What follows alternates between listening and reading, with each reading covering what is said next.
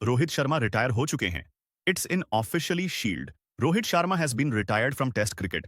लेकिन अगर आप क्रिकेट को थोड़ा सा भी फॉलो करते हो तो आपके मन में भी सेम बात आ रही होगी कि अभी थोड़े दिन पहले तो इन्होंने एक इंटरव्यू में बोला था, माइकल क्लार्क के इंटरव्यू में बोला था कि मैं इंग्लैंड में अपना बेस्ट देने की कोशिश करूंगा।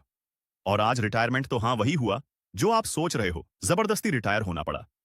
इसके पीछे बहुत लंबी रामायण है, आपको बताता हूं। मैं तो कुछ दिन पहले इंग्लैंड के साथ जो अपन टेस्ट खेलने वाले हैं उस टूर के लिए कैप्टन और वाइस कैप्टनसी का डिसाइड करने की मीटिंग हुई। वहां पर यह बताया गया कि रोहित शर्मा इस सीरीज के कैप्टन होंगे और वाइस कैप्टन के लिए हम कोई जवान फेस ढूंढ रहे हैं।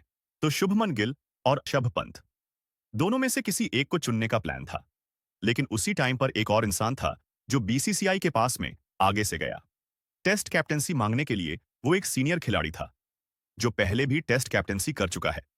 वो चाहता था कि टेस्ट कैप्टनसी उसको मिले, लेकिन बीसीसीआई ने उसको बोला कि हम अब आगे की तरफ बढ़ना चाहते हैं, हम पीछे नहीं जाना चाहते हैं, इसलिए हम कैप्टनसी कोई नए चेहरे को ही रखेंगे। लेकिन अभी अभी तो मैंने बोला कि भाई कैप्टनसी तो रोहित शर्मा को दे दी, फिर कोई नया चेहरा। ये बात भी डाउट आई सबको, लेकिन उस टाइम पर बस ये अफवाह चल रही थी, इसलिए लगा शायद यह बात आई नहीं होगी। आज सब कुछ क्लियर हो गया। बीसीसीआई ने जैसा बोला था कि हम कोई नया चेहरा ढूंढ रहे हैं, वही हुआ। बीसीसीआई ने रोहित शर्मा को क्लियर कर दिया कि वो नहीं चाहते हैं कि अब आप आगे से कैप्टनसी करें। और यह खबर आने लग गई कि रोहित शर्मा को टेस्ट कैप्टनसी से हटा दिया गया है। वो खेलेंगे जरूर अभी भी, लेकिन टेस्ट कैप्टनसी से हटा दिया गया है और उनकी जगह पर अगले कैप्टन होंगे शुभमन गिल। मोस्ट प्रोबेबली अब रोहित शर्मा को कैप्टनसी से हटा दिया गया है। ये तो क्लियर था, लेकिन शुभमन गिल होंगे कि नहीं होंगे ये क्लियर नहीं था। तो पंत का भी एक एंगल चल रहा था, लेकिन उसी टाइम पे मैं समझ गया था कि शुभमन गिल होंगे। हालांकि अभी भी ऑफिशियल नहीं हुआ है, लेकिन क्योंकि कल प्रेस कॉन्फ्रेंस में शुभमन गिल अचानक से टेस्ट टेस्ट की बातें बहुत सारी करने लग गए थे। उन्होंने उस प्रेस कॉन्फ्रेंस में कम से कम 3 से 4 बार टेस्ट क्रिकेट ये वर्ड लिया। ये मैच टेस्ट जैसा था, हमने शुरुआत में टेस्ट जैसा खेला, हमने आखिरी में भी टेस्ट जैसा खेला, सब कुछ टेस्ट जैसा चल रहा था, ऐसी वाली बातें चल रही थी। तो चलो वो तो कभी और बात करेंगे। लेकिन हाँ, कुल मिला के शुभमन गिल ही होंगे, क्योंकि अगर उनको बोला गया होगा तभी उनकी मेमोरी में फ्रेश बात ये रही होगी। एनीवेज, तो फिर जैसे ये न्यूज आई कि रोहित शर्मा को हटा दिया कैप्टेंसी से, लेकिन वो खेलेंगे जरूर, उसके जस्ट 5 मिनट बाद रोहित शर्मा की स्टोरी लग गई।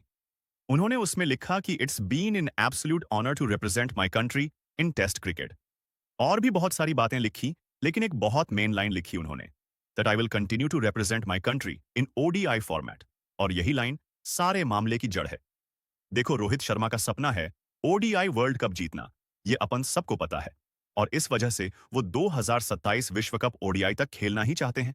लेकिन उनके करंट फॉर्म की वजह से, ऊपर से एज की वजह से बहुत ज्यादा मुश्किल होता जा रहा था उनको टीम में रखना।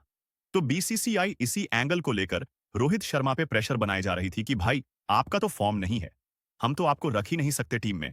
ऊपर से अब आपकी एज भी हो गई, हमको नए चेहरों को मौका देना है, इसलिए अब आपको जाना पड़ेगा। इस तरीके का प्रेशर बन रहा था रोहित शर्मा और विराट कोहली पर। इसीलिए 2024 के टी20 वर्ल्ड कप के बाद में ये दोनों रिटायर हुए और आज टेस्ट में रोहित शर्मा रिटायर हुए, क्योंकि अब इनके पास एक बहाना रहेगा कि एक ही तो फॉर्मेट खेलते हैं, उसमें तो यार एंड टाइम तक खेलने दो, वो इस तरीके से कोई निकाल नहीं पाएगा इनको।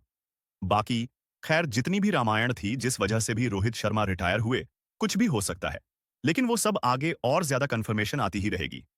लेकिन एक बात तो सही थी कि बहुत जल्दी हो गए रिटायर। देखो, ये टाइम नहीं था। तो एनीवेज, आप कमेंट्स में थैंक यू रोहित शर्मा लिख देना।